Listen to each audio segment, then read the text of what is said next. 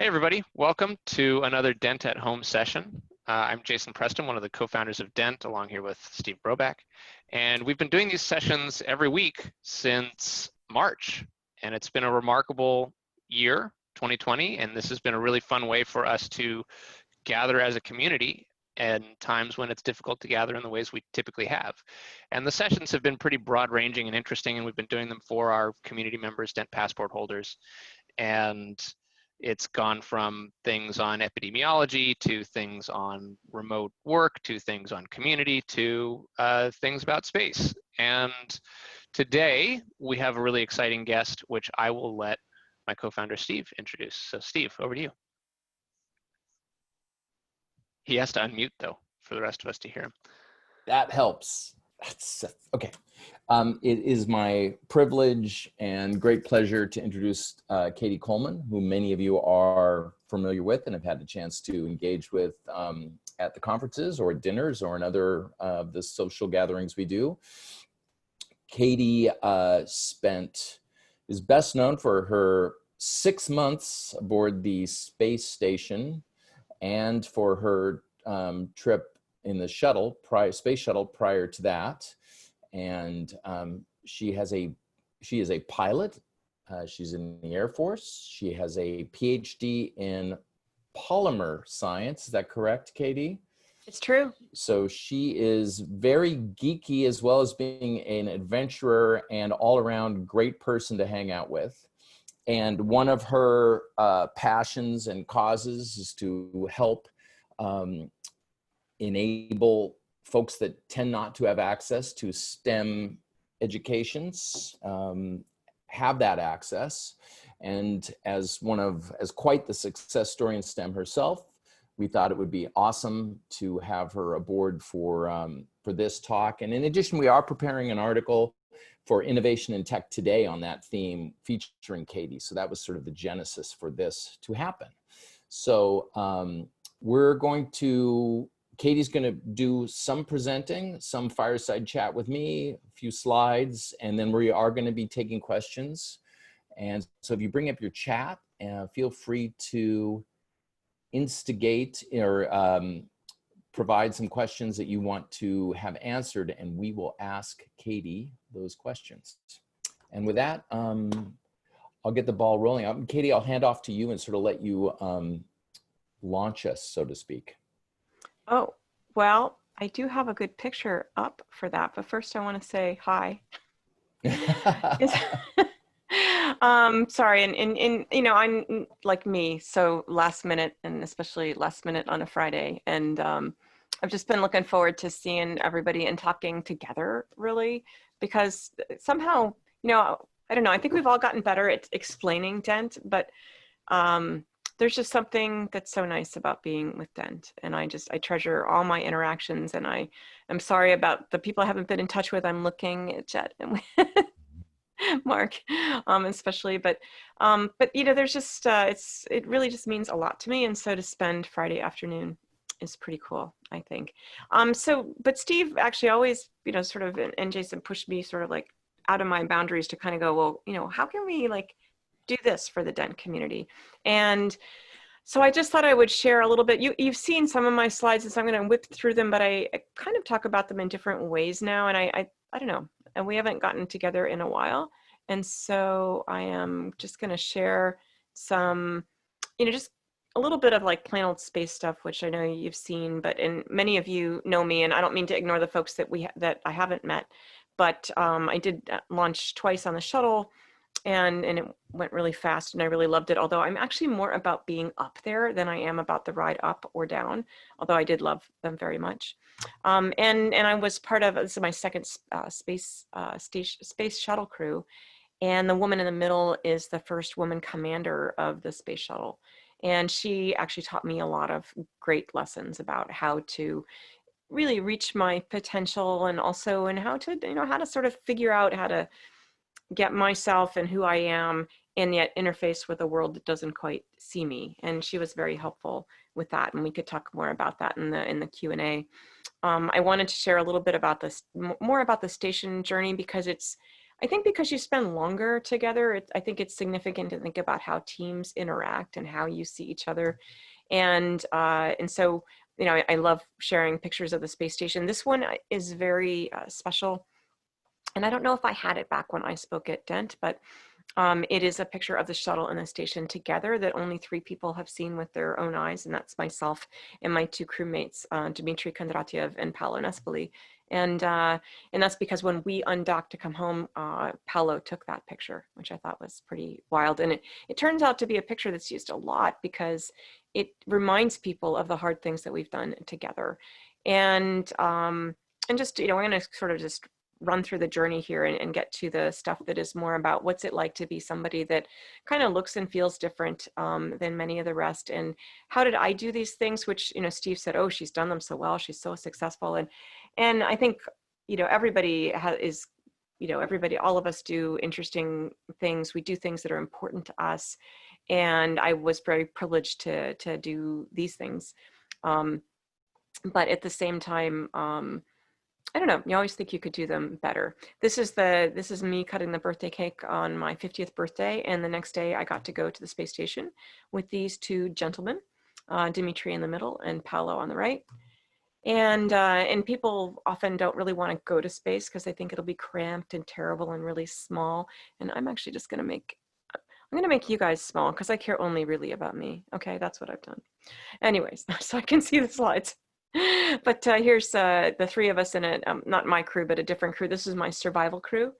These are the guys that I did water and winter survival with. And we were doing some math because math's important. And we figured out that biologically I could be their mother.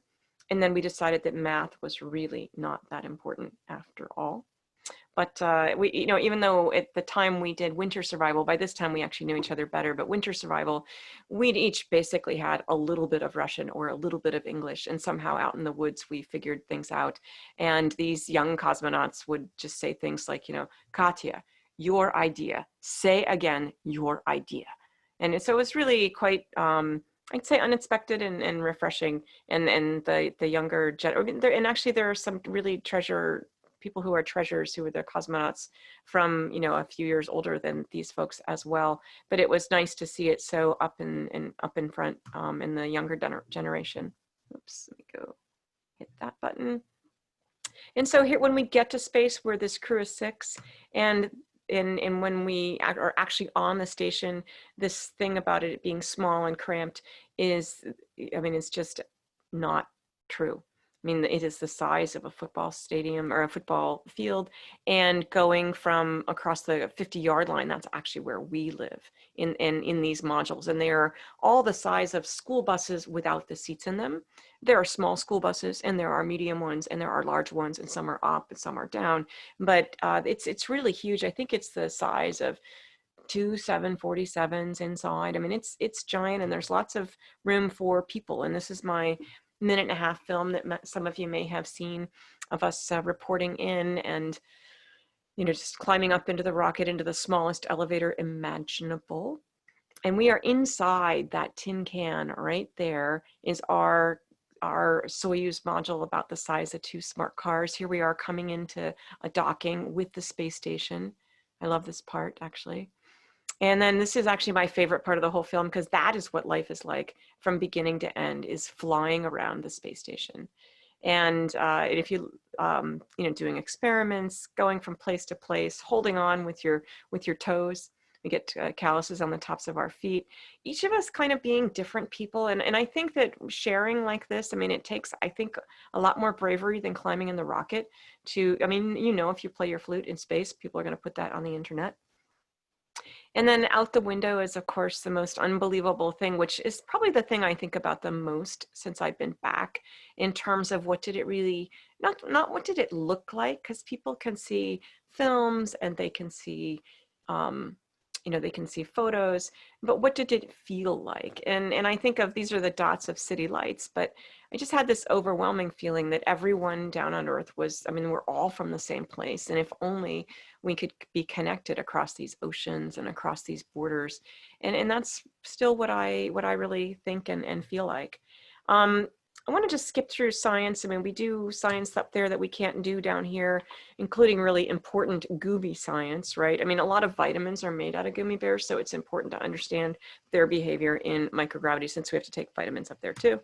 But it's really all about when things are weightless. It gives us a different lens to look at things, understanding how liquids behave, understanding combustion. Here's a circular or spherical flame, understanding combustion and how things burn and how to burn more efficiently, understanding the human body. And, you know, as for me, this picture represents a lot. I don't know if, I mean, I just know the feeling I get when I look at it, which is, first of all, this is me like doing electronic stuff and fixing things, which in my house, when you wanted to do that, when I was growing up, I mean, it didn't have to be electronic. It could be the garbage disposal. It could be the furnace. It could be anything. You picked up that telephone instrument, you called a number, and pretty much a guy showed up at the door and did that thing that made things work. And so at the age of, I'd say about 47, that's when I really learned how to use tools. And I found out it's not that hard. And often there are directions that one can follow, especially if one is living on the space station. Oh, I have to show you though. If you look, it's really important to have the right accessories, and those are my nuts and bolts earrings, if you look at them. Anyways, more experiments that we grew plants up there. And in the business end of really doing sort of what you might think of as space operations, this is the Japanese supply ship. It weighs 16 tons, and so it's huge. It's the size of a pretty good sized school bus. And it's a big deal to do this. I was the second person ever to do it from the space station. And it's a big deal because the space station is like a giant factory. And here comes a truck up to the factory, and the factory is so big, you can't move the factory in time if something happens. So you really have to be very precise and have a lot of safety mechanisms in place. And so Nicole Stott was the first person to do this. I was the second person to do this. Here's a picture of it. I mean, it's just giant and huge. And I never quite managed to make this joke successfully, but you know, we have those stickers that say objects in the mirror are larger than they appear. And that's the phrase that always occurs to me when I see something like this, where you knew what it was going to look like in the simulator. You knew it was going to come up and it was going to look this big, but when it's really there outside the window, that is when, I mean, it is larger than it appears. And in fact, for us, if you look at this picture here, I was on the primary on the arm, actually controlling the arm as we're sort of going in for that capture. And Paolo has the orthogonal from the side view, just this view exactly, really.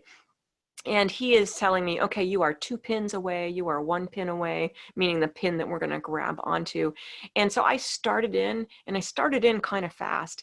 So I was thinking about that. And then I suddenly realized, because we're nervous, both of us, right, that I hadn't heard anything from Paolo. And Impalo's really always just like right on this. And then, so I'm slowing down, which makes the arm go gabung, gabung, gabung. It scares the crap out of everybody, including, I mean, you know what's going to happen. I was trying to find my ballot. Oop, you hear somebody. Anyways, and so you're trying to, so it was a pretty wild time, and then Paolo started in with his calls, but the problem was that in the simulator, in the cartoon, he could always tell how far away that arm was from the supply ship. But in real life, with the Earth moving behind, it was really hard to tell, and Paolo, somebody's very good at that. So I want to just, at the end here, and maybe about 5 more minutes, Steve, is just tell you some spacewalking stories, really, because I think this gets at what I'm trying to help marry sort of my life as an astronaut to kind of what it took and why it shouldn't be that way in the future for any of our contemporaries or your daughters or your granddaughters. So here I am in the spacesuit. I have this is my portrait, my last NASA portrait.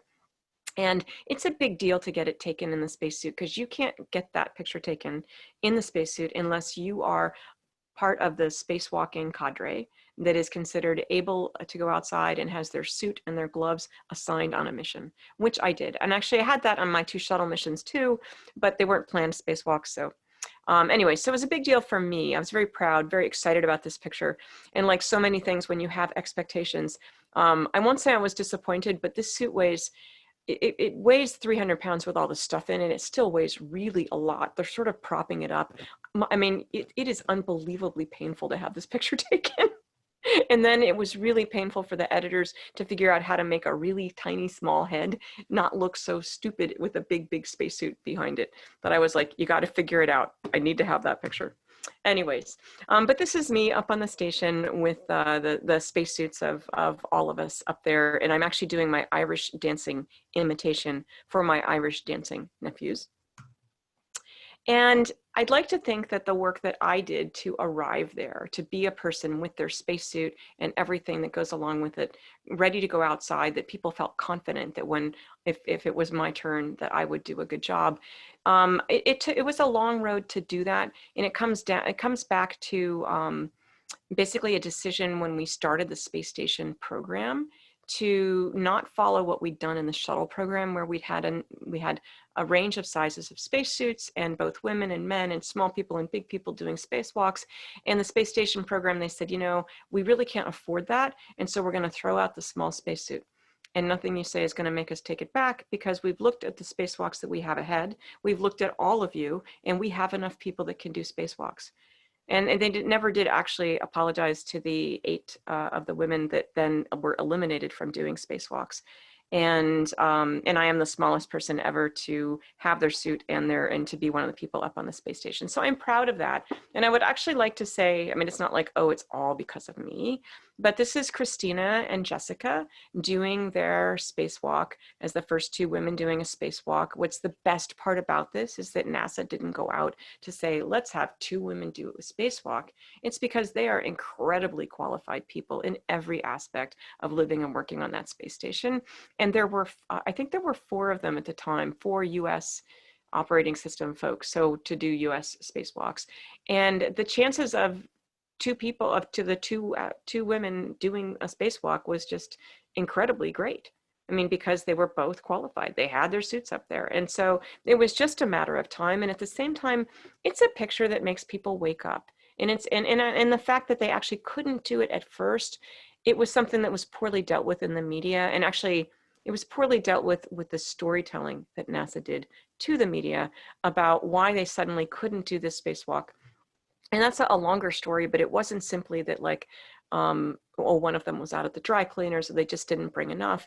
I mean, that decision and that difficulty of why can't we do this? Why are there not enough of the medium, the smallish spacesuits up there? That decision was made way back in the early 90s. And so to think that it was because of something NASA did right then, it just wasn't. And so I think it's interesting to think about, you know, now we think it's, you know, it can be done, that these 2 women can do this. But this, I think, is a really great piece of data. And for all of you, I'm not somebody that deals so much in this kind of data. And I had some help writing an article, an editorial for Asimov's magazine by a group at Shift 7, which is friends of mine. It's Obama's former CTO and her co-founder. And we've talked about, you know, when to tell sort of the story of the spacesuit and why it's such a big deal. And it just turned out this editorial that I wrote for Asimov's was the time to do it. And I was struggling to tell these stories without being whiny. And they said, Cady, why do you even have to explain? Let's just show the data. And they just went back and they counted how many spacewalks by what kind of people. And all the red lines are guy people and all the blue lines are girl people. Okay, or women and men. And you can see that really there have not been very many spacewalks by women until recently. The numbers are looking really a lot better.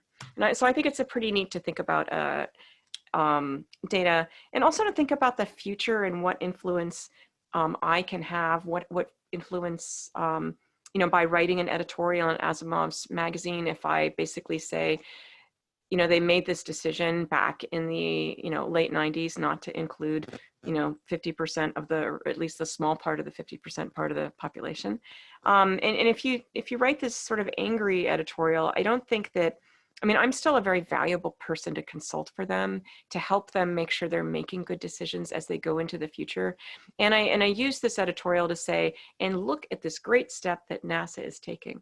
Not only have they said that there's going to be a woman as part of the crew that first walks on the moon again, but they are also building a suit that is going to fit all of the astronauts.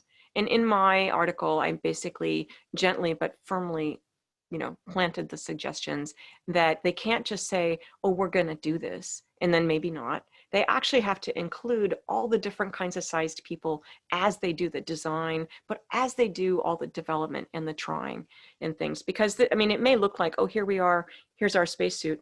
And ironically and wonderfully introduced by the woman in the middle is the daughter of one of our spacewalkers who's really had a lot of experience in spacewalking, and it's really pretty great that his daughter is now part of doing this. But it takes having women involved in the process, and to get to this point where we have, it looks like normal to have, women in the spacesuit. And I think it's also good to make sure that to think about in this process, there's no way I would have been in the position to be considered a spacewalker. I'm not going to say it was because of Valentina Tereshkova directly, but this is Valentina, who did give me some advice before my flight. But it is certainly directly the responsibility of some of the shuttle women astronauts who had done spacewalks, who said, Cady, we have seen you in the shuttle suit. You have the potential to be a spacewalker on the station, and when you are forced to have a medium suit and not a small one, we are going to help you figure out how to mitigate the things that make that really, really hard. And so it took a lot of bravery, a lot of cheerfully showing up to meetings that I wasn't invited to. Not like, oh, let's not bring Cady. I mean, what could be better than having me at a meeting? Because I bring beer, I bring food. You betcha I do. But I am actually fun to have at a meeting. But it wasn't that they thought, oh, let's not bring Cady. It's just it never occurred to them that I could be on that team. And even to the year that I left, people would go, do you fit in that suit? And I'm like, do you think that this fits in a small spacesuit? You should really look again. Anyways, and my last little lesson, I know I'm going longer here, Steve, but I think it's important, is just if the whole discussion that Steve and I want to have is how do we have more women in STEM? And I just think that it's about how do we see people as they are and as they could be, and never stop looking at them for that. So this is Katherine Johnson in the movie Hidden Figures, mathematician, that designed the trajectories that go, from the Earth out to space and back, to the moon and back for Mercury, Gemini, Apollo, and the shuttle. And so it's called Hidden Figures. She's a woman of color in a dress of color, sea of white shirts, white guys, nice white guys, really. I would actually imagine most of them, right? And yet it's called hidden because she was not seen. And I think that in any group, you can find, there's somebody who might stick out really naturally. In this case, it's me. I'm the only woman, right? Maybe it's Obama, the only Black person. But maybe, everyone in this picture brings something to the table that others don't easily recognize. And that's actually what the key is learning to try, learning some techniques or teaching yourself or, figuring out some ways to always look around and say, who are we not including? And let's just try, and how can I help? And I think that those kinds of things of really learning to see each other is what takes a crew that looks like this to a crew that looks like this. And we really, we were a crew that was very, each one of my 6-person crews were very different people.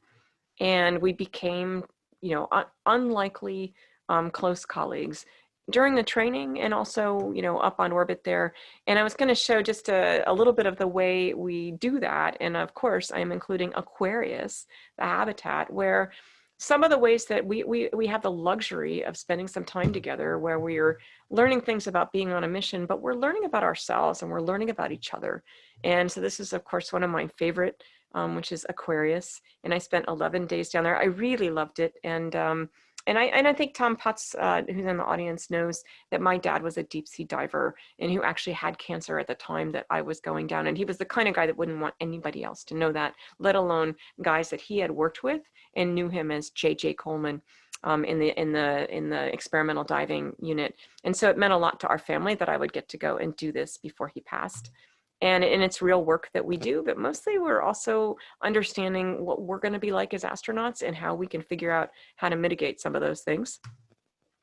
And I love this picture because it includes the haptics as well. Tom, you might remember, it's Willie and James, I believe. And one way to sort of figure that out and and I don't know, just make a difference and change things, I think, is to learn how to see each other differently. And here you literally have to almost, I mean, you can see me because I have the big hair, but you never see the people that are in a place you're not used to seeing them. You know, I mean, you might notice them, like me, oh, the only girl, I notice her, but do you really see what I bring? And that's really what Steve and I are talking about today. Is part of the reason that there's not as many women and minorities in STEM is it is not easy for them. And you shouldn't have to be as brave and cheerful as I was to take your place with the contributions that you bring. And so all of us have to learn to look at each other differently. So maybe a little right side up, maybe a little upside down. And all of us bring a different perspective. Don Pettit took this picture, and I never would have thought to take this picture, but it really shows you the earth in a different way. And it shows you our window on the earth and a person looking at that view. And the last thing I'll say is, I think that when we celebrate these things in popular media, that's also when we just make these sort of unconscious points where you just, you know, people, I mean, kids all over the world who get time for kids are going to think that it's normal for women to do spacewalks. And let's see if this will play. It's a new one to play for me. Let me go. This is an ad from the Super Bowl. Okay. It's the last thing I'm doing, Steve, and then we'll go to talking and whatever. Then you get to be in charge. Okay. No problem. Anyways, this is a real quick ad, but the reason I'm showing it to you is this past year. So in January, the Super Bowl. And in the front there in the middle is my friend Nicole Stott, who's just awesome. I think that it's Busy Phillips, and I'm embarrassed to forget the other person's name in this ad. They're both like famous. One's a famous actress, one's a famous comedian. But the year before, or maybe 2 years before, there was a Super Bowl ad. And it had the Kelly twins in it. I think it was for Amazon. And in that ad, you see these two guy astronauts. And this is a Super Bowl ad. I mean, how many people are going to see that? Gazillions of people will see that. And how much more would it have cost, or would it have cost in terms of plot and focus and all those things, to include a woman, a person of color, or maybe both, let alone let them speak, right? And so it has to be that, like, somebody in doing that production just says, hey, wait a minute, what can we achieve here? We can sell whatever we're selling, but what else can we achieve? And I think that this ad actually, whoops, oh no, come back. Hold on. So I was just so happy to see that. Is there enough space in space for women? Who wrote that? Are people really still asking that question? Operation Make Space for Women is ready for liftoff.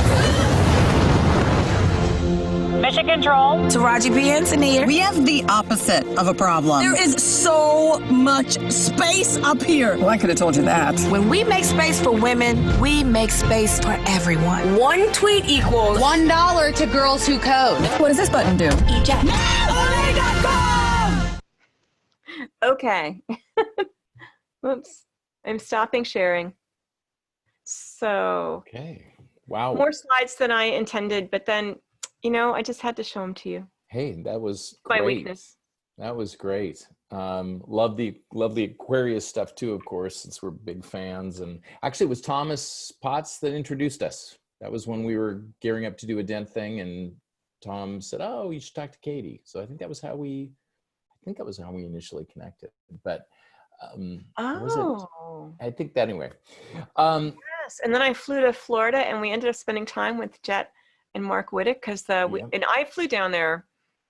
You contacted NASA headquarters, Chief Technologist's office, Jason Curzan, right? To because you were going to share. You know, you wanted to share. I mean, you guys think, and I say guys, but I mean women. You guys think this way, and it's wonderful to spend a Friday afternoon with people that think this way. But we ended up, I flew down there because I had to see if you were like crazy or weird or just take advantage of the NASA thing, right? And I knew when I left my house, I knew we were not going to go underwater because the weather was just going to be terrible, right? But I had to see who you were. I had the most wonderful time. I didn't want to go home. We spent the weekend with Chet and Mark at their great house. I mean, they're the most hospitable people in the whole world. And I just had the nicest time. Yeah, agreed. And we had dinner with that. Well, so let me, based on what you just showed us, a question I have is, to what degree is the problem or the issue of the lack of inclusiveness? To what degree is it a macro issue of policies, of structure, of rules, versus more of a micro issue, which I heard you bring up, which is they just didn't even think about it? I think the individuals, like the meetings that you were in on, where they initially were like, oh, we hadn't even thought of that. How much of it is more of a micro individual issue where they just need to put it more front of mind? I guess, I don't know if that's I don't really know the answer to that. The Right Stuff is put out today. A remake of The Right Stuff is being put out, and I'm anxious to see it. I mean, I like all these space things. I like it especially when there's women involved. But in this case, we've been doing a lot of looking back at history and rewriting history, or actually, just using the lemon juice to see the invisible ink of the people that we didn't include what their stories were, right? And I recently read a book that I meant to read a long time ago and never did, which was The Mercury 13 by a woman named Martha Ackman, and found out more details about, there were 13 women that were specially selected out to be astronauts. They went through the same tests at the Lovelace Clinic and things like that. And there's a lot of details, and it's not, some people will say, well, NASA promised, and then they took that back. I think that's not technically true. But in the end, NASA declined to basically bring these women and see what women could bring. And one of the reasons was that you needed to have jet time and be to be a test pilot was one of the requirements.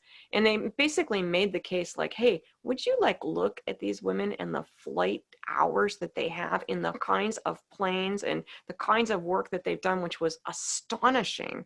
I mean, could you really not go, this might be, this might be equivalent, but they just, and this addresses your sort of micro thing. And so, it could have easily gone the other way. I mean, the other thing is that these women gave up careers, they gave up husbands, they gave up families to show up and basically got telegrams the night before saying, yeah, we changed our mind. I mean, it's pretty astonishing. But can you imagine what the future what the present would be like right now? Think back to the Mercury 7 and the parades in the street. And I mean, the celebration of exploration, if a woman had been part of that then. Indeed. I mean, I think we would have had women out. I think we would be 40, 50 years ahead of where we are now in terms of having equal number of women and men doing jobs. And in terms of, let's say at that starting point, which we'll rate that a 1, and a 10 would have been the world that you're describing, where they would have been fully involved and it would have been totally open. Where do you think we're at now between 1 and 10?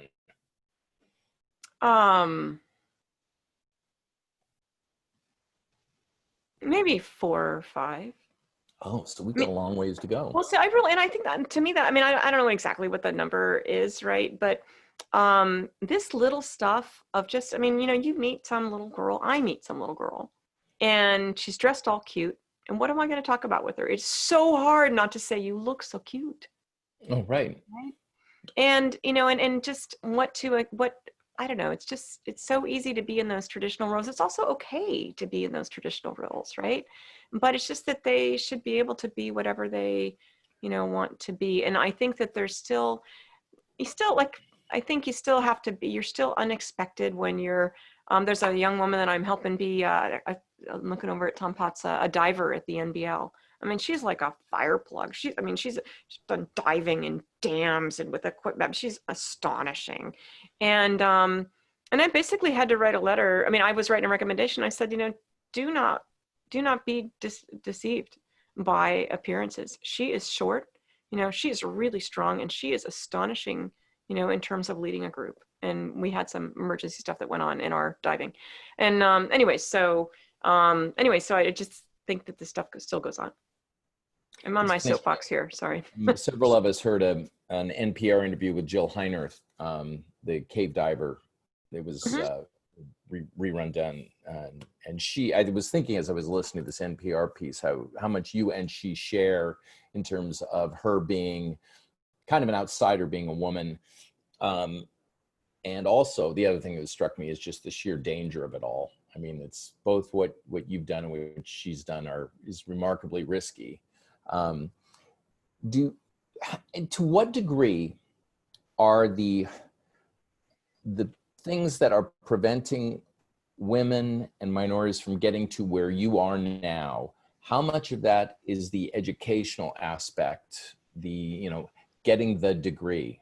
I'm assuming it was pivotal. You had to have some sort of relevant science. I recall you have to have some sort of relevant, rather profound scientific background to be going up into space. For most, correct? It's about this.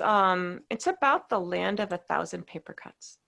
That like going to engineering lectures where you are one of very few women, kinds of things. Actually, I mean, it's stereotyping, I'm not saying that everybody else does this but me. I mean, I tell a stereotyping story of my lab partner in college where we basically had a group of 12 and, you need a really good lab partner. And I looked at her and thought, she looks like Miss California. I don't think so. And she looked at me and thought, nobody that cute could do chemistry. I wouldn't be surprised to hear her name. She's certainly a MacArthur Fellow. She's a big, great MIT professor from Wisconsin. But so she's really, really great. And I wouldn't be surprised to hear her name on this Nobel list at some point. And so were we wrong? We're incredibly wrong, right? We did not pick each other. And so that's where you lose some people where they just want to feel like themselves and pursue their passion and feel like they're at home and feel seen. And I don't know. And I still think it's something that all of us can encourage our kids and our friends to think about the person that they complain about. My son will go, oh, that girl, she was like this and she's always saying all these things and she always knows the answers. And I'm like, do you ever think it might be lonely to be her? Yeah. Why can't you be her friend? And I just think that, and I don't know, with the things we've been talking about lately, something that I'll share with you guys, it's harder in a bigger forum, but I've always said to people that I think these are hard conversations. And one of the hardest conversations that I still don't actually have is I don't have a conversation with any of the Black women astronauts where I say, so how is it for you? I mean, is it different for you? Because I don't want to ask that question because they're not supposed to be different for them, but it has to be different for them, right? And now I have had that conversation in some senses because there's been some, I think, very clear, what do we call it? I don't know if it's unconscious bias, but there is no question that in so many of these fields, the women are judged more harshly and the women of color even more harshly, that you really have to be really, really good.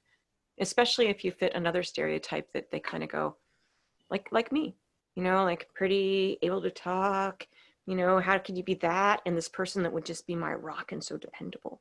It is much easier if you don't sort of confuse them. Well, I've got one of my next questions was actually Jet Wydick has written it up in a asking in a better way than I am. 12 questions in the chat. So let's jump into Jet's here because this is really related to where I wanted to go. Is she says, I have a stepdaughter, Ellie, 13 years old. What can we do to help? Step-granddaughter, Ellie, 13 years old. What can we do to help her make choices to keep her believing that amazing things can happen if she wants them to? Well, she's got a pretty good start being with you guys, right? I mean, it's true. But I think helping them see themselves, helping them meet people that could be real to them, that are it might not be what they end up doing, but just making, these women and men real to them so that they realize, oh, I belong here, but especially people that look like them. I think it's important to see, to have people that look like you and feel like you, which might be two different things, to be able to know that they do what they want to do, that they end up seeming like really regular people. And I don't think that any of my son's friends will become astronauts probably, but I think that some of them go, Jamie's mom's actually kind of goofy, and she's an astronaut and she's this great thing. And maybe people that are like normal people can, do these wild things. So if you were managing during the NASA situation with the suit issue, how do you think NASA should have handled that? I think they should have found a way, and it might have been a technical compromise. I mean, because the small suit is just smaller, and then it's not compatible with the tops and the bottoms of, you know, I mean, it's a hard thing, but I mean, I think I bring a lot to a spacewalk, you know, partly because the physical part of it is really taxing for me. And so I basically have done every bit of thinking and homework that you might be kind of doing while you're in the water. I've done so much homework that I really understand everything about what we're doing. And I'm very aware of where everybody is. And so I'm a really good sort of multitasker, hearing, doing, oh, don't do that yet, you know, and then, you know, capable of doing the things in the water. So, you know, it offends me to have them think that that's not important when some of the things that happen out on our spacewalks are people are just going, hey, I'm gonna just take this thing and, oh, I think I'll just, you know, oh, was that in step 4? You know, that's not me. And I keep a team from not doing that. Do you know what I mean? And so I think that it's not just exactly, you know, how big your hand, you still have to be able to do the basic tasks. But there are some things about this, like the very first task that you do in the swimming pool. I use my little phone here, but the very first task that you do in the pool is when you get to sort of run around your spacesuit a little bit, is there's a foot restraint on the bottom of the pool, and you are going to put your feet in it, and then you're supposed to and you grab these handrails in order to put your feet in there, and it's about can you slide your feet into these little skis almost, right? Mm-hmm. And so for the guys, they're like this, and I'll just show you, they're like this, and they're getting their feet all set. For me, I'm like out here, and my feet are like on a ski slope. I'm like a ski jumper. I mean, my heels are never going to be in the bottom of those things. And so I'm never going to get in that foot restraint because I'm too far away, but it's where they always put it. And so, you know, just learning Kathy Thornton was like, you got to make sure they move that thing as close as they can. So your nose is sitting right there on the thing, or have them put it somewhere else. But I mean, there's certainly a bunch of women that have gone. So I don't know. That's one of the little cuts, right? Well, it is. And how do you, I mean, because then, you know, you're doing that in front of a lot of people, not well, right? And plus it's a hard thing anyway, even if you're big, I mean, it's really hard in that spacesuit. Yeah. And you're doing it in front of a lot of people, and it's basically going, you're not really made for this, are you? Yeah. It's kind of, right. And I actually have to say that the people that really helped me a lot were the divers, you know, because they actually see what you're doing. And some of the women divers and some of the men divers. I got it. Yeah. Of just helping you understand what you're really doing, what you could do differently. Well, it's institutional inertia, which then becomes its own feedback mechanism. It's like, this is how we've always done it. Oh, it doesn't work for you. Oh, you don't really fit. Mm-hmm. And then it's self-perpetuating. Sumanth has asked, regarding portrayal in media, do you watch any of the new shows, Away, For All Mankind, etc.? If so, what do they get right on the science and human aspects? What can they do better? And I would add, is there a show or shows that you're like, yeah, I love these ones? Well, I mean, now it's like homework. I'm like, oh, good. You know, I'd better be informed about Away, so I'd better watch it. Yeah. And I did actually like that. It's interesting to me what it takes to maybe make a difference in that, that show. And I'd be interested what other people think about it too. I liked it because it did portray some of that human aspect. I worried a little bit that they focused more on how do the women feel about being away from home and their family and their relationships. Mm-hmm. But actually the Russian guy really clearly feels that as well. So it's hard for me to say. In terms of technically, there was a lot of big technical steps that they took that were large or not. And especially at the end, in the very end, I'm like, really? Their solution going outside? I mean, it's like, really? Mm-hmm. And they have very big cabins and very good phone reception, right? Yeah. Yep. But it's interesting to me. I mean, Hilary Swank is in this movie, right? I mean, it's well done, or that series of shows. It's well done. Hidden Figures. I mean, I've watched it kind of for work, but I loved that movie. But it's hysterical in places, and the actresses are amazing. And yet, and so it can make this difference. Whereas if you make something that doesn't quite have those elements, you're not going to get the same number of ripples, so to speak. Yeah, it's and something, right. I'll just pass on a lesson that I learned. I was saying to somebody that I liked the Martian movie. The only thing that would have made it better, because I just like it when it makes space more real to people, Right. that they could be in space, they could be spacewalkers. And I said I would have liked it better if the commander, if the person who was the star was a woman. And I said, and especially if it was a woman of color. And I feel like I'm I'm always trying to make everybody think a little bit bigger, and I'm proud that I'm kind of doing that. And then a friend of mine who's a professor at the MIT Media, in fact, Danielle Woods, you guys have had Danielle. Yeah. Danielle's a denter. Yeah. Danielle said to me, she goes, well, the way I think about it, Cady, what if we just went one step more and it was either written by or at least contributed to by a woman of color? And I'm like, oh, more to go. I mean, it's just, it's something really. And especially, and I'd say that's the way I feel, these past few months, is trying to figure out, how to help. And even I got asked a little while ago to help with a documentary it's like a short film where it's a Black astronaut woman who is, Black astronaut woman in this short film. And I got referred to just by the Science Information Exchange, because I help them sometimes. And you, by definition, you're going to help them for free, and just for like an hour or two or whatever. And so I did, but I said, I would be happy to write to other people. I mean, it seems like you would love the perspective of a woman of color as an astronaut. And they're like, oh, we would love that. And it was hard for me to write those notes. I mean, to former astronauts to go, hey, so they would really like to talk to you, because I feel, but also they would like to talk to you for free. I mean, how many notes does this retired woman astronaut of color get?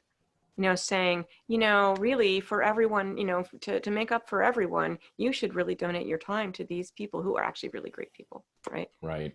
I mean, those are hard things, because suddenly the people, who have been, abused systemically are being asked to actually make up, sort of give of themselves to make up the difference and make everybody feel better. It's a hard thing. Wow. We need another hour on that one.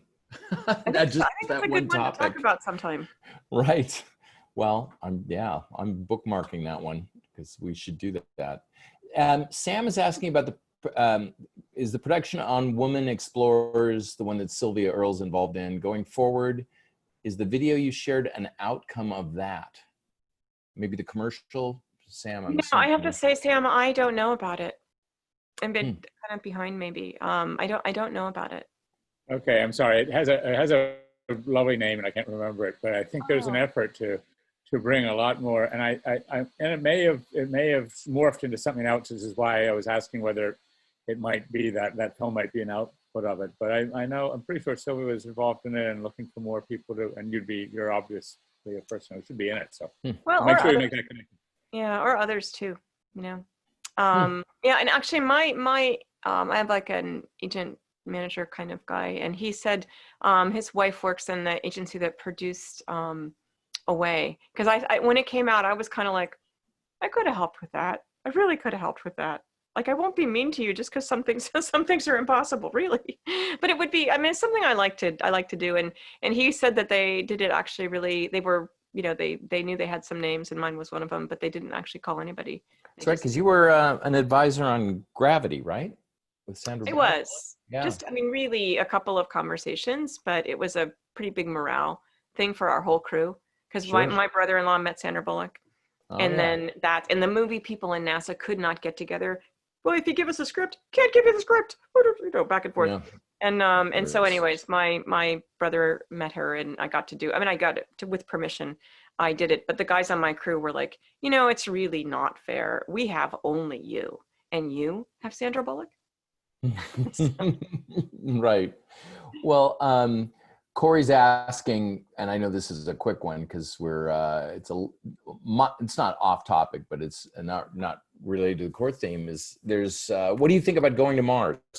There's another hour right there. Well, all of us, or do you think we should go and, I mean, should we have the conference there? No, I'm big on the moon. I like the moon. Actually, well, I'd love to go. I would love to go, and I'd love to go to the moon. I mean, having my kid off in college, I'm like, oh, okay. Yeah, see, because the moon, I think I could probably come back from. Well, I think we could come back from Mars too, but it has been actually magnificent lately. I mean, that Mars, and I'm not somebody who recognizes everything in the sky, you'd think, but I don't. But lately, maybe because I get to see the sky a lot here in Western Massachusetts, but Mars and the moon were kind of the closest that they were going to come, and still through the rest of the month, if you look up, that's right, you're going to see Mars and the moon. That really bright thing near the moon is Mars, and with binoculars, the moon is like so clear, and it just means a lot to me to know like people are going to go there. I know, it's amazing. Yep. Yeah, hopefully. I'm excited about the fact that the moon is imminent, and that there are 2024. We'll and see. it's going to be women setting foot on the moon, right? Well, at least one, but that's why this spacesuit thing is so big. Do you realize that if they don't make a spacesuit that they can, I mean, how to have the right combination of the person who's really the person for that first mission and have them be a certain size and everything else. I mean, they're committed to making spacesuits that fit everyone. Now, I will tell you, they're picking bigger people, okay? But they, I mean, they seem to be anyway. They casually, you know, they size you up, little tape measure. Anyways, the other big news I just saw flowing into my stream in the last week or so is that they're fixing the toilets. Well, and they have the new toilet. Yeah, that's what I mean. It's new toilet that will work better for all genders. Well, so here's my story about that. I mean, the toilet is, in fact, well, you guys have seen this maybe, but you want me to do toilet video while we talk? Sure. That may be good. So now you'll see my dirty laundry here. Let's see. I'm going to share that, but then I'm going to do this. Oh, wait a minute. Sorry. Let me just do this. Basically, while I'm pulling up this, where do we go? Oh, okay. That. Is there enough space in space? Okay, there we go. End show. Hold on. Usually it's at the bottom here. There's a lot of mysterious things happening. Let me just grab the slide and then we can put it up there. Okay. Hold on, here we go. Slide accomplished. And front and center. And zooming to you. Sharing screen. There we go. Okay. That's the toilet. This is the place that you pee. Can you guys see it? Yeah. And then this is the toilet itself, and we'll see more of that. And it has these bags that you squeeze, sort of like stretch them over the mouth of that, and then you pull up on the red tab when you're done. You see the little holes down there? These are M&Ms. I did make this video with granola bars, and that was not good. It just did not look good. But anyways, but up above here, you see the lid here? And when I came back from space, they brought 5 astronauts in. We all just happened to be women. Fancy that. And they talked all about how they were going to make the toilet seat be different so that women could both pee and poop at the same time, which is important because sometimes people need to do that, right? And it's very hard for the women to do that. But it was all about the toilet seat that they were talking. And I finally just go, I'm just going to say that I actually never have the seat down. Like we put the seat up because then we don't have to clean up any mess, right? Because there's just the bag in the mouth of the toilet. And so really we have other design things that we have to think about. And so that was my experience with consulting for the toilet. It was the toilet repair person when I was up there, which I was very proud of. Well, before we wrap up, I do want to mention that because I do see our good friend Dean Browell is here. If you have not already signed up to, I think it's 2 weeks from today, Dean has organized the fabulous Dent Blend conference, mini conference, which this year is virtual, and I'm pasting the link into that. And we cannot wait to be a part of that fun event. The lineup looks amazing. We will, because it is on Friday, this will be the first time since we launched Dent at Home in March. We will be skipping the Dent at Home talk that week because, let's face it, we're all going to be signed in with Dean. And we do have Matt Kowalczyk, who's going to be presenting next week, and you've all been emailed about that, so we're very much looking forward to it. So we will wrap it up, and I would like everyone to unmute, and let's give Cady a big round of applause. Yay! Thank you, Cady. Thank you. It's nice. It's just really nice to be all together. I know I'm a yacker, and we didn't get to all the questions, and I don't always answer the ones that were asked. That's all right. I think we did pretty great, and it's always nice to hang out with everybody who's here. And then Jason, I'll let you do sort of the formal wrap up. You did it. Unless that was I it. did it. I did it. I got it all. You Okay. got it all. Now we just have to unceremoniously kick everyone